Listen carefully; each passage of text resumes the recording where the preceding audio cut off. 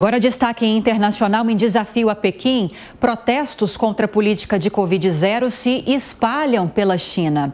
Vamos então para os Estados Unidos, que o Tiago Américo tem informações para a gente. Agora, bom dia, Tiago. Essas medidas restritivas têm gerado muitos descontentamentos, né?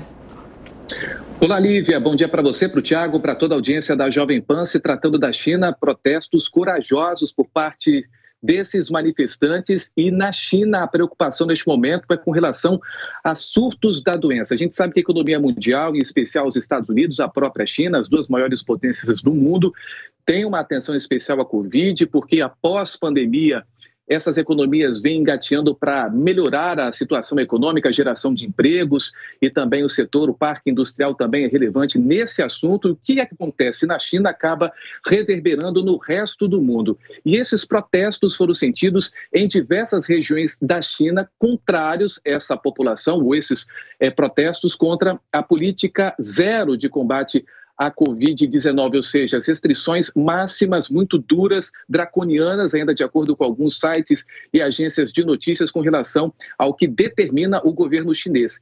Também pudera.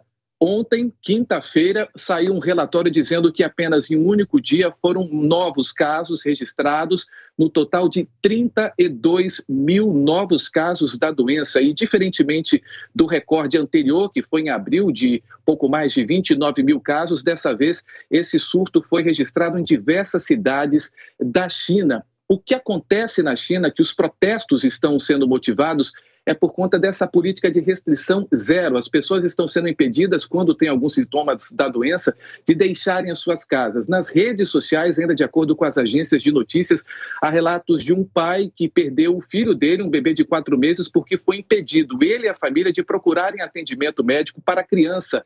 Há relatos também de diversos moradores de um prédio que estariam passando fome, que saíram, fugiram desse prédio residencial e foram confrontados com o batalhão de choque da China, porque eles precisavam de alimentos e eram impedidos de deixarem as suas residências. Agora, um caso vem chamando a atenção porque a maior fábrica de iPhones localizada na China também teve uma série de manifestações e confrontos com a polícia chinesa.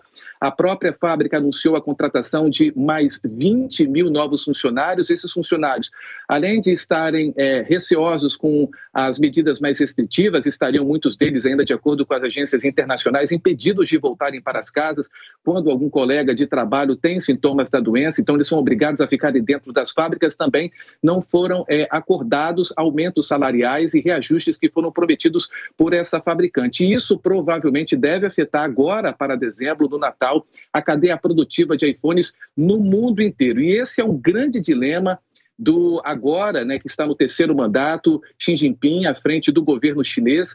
Ele que tem esse desafio da pós-pandemia de manter a economia chinesa aquecida, mas também combater esses surtos. Lembrando e reforçando que somente ontem, quinta-feira, foram registrados no único dia pouco mais de 32 mil novos casos da doença na China. Lívia. Tiago Américo segue acompanhando essa situação na China com os protestos por causa da retomada de medidas restritivas para conter a nova onda de Covid. E aqui no Brasil,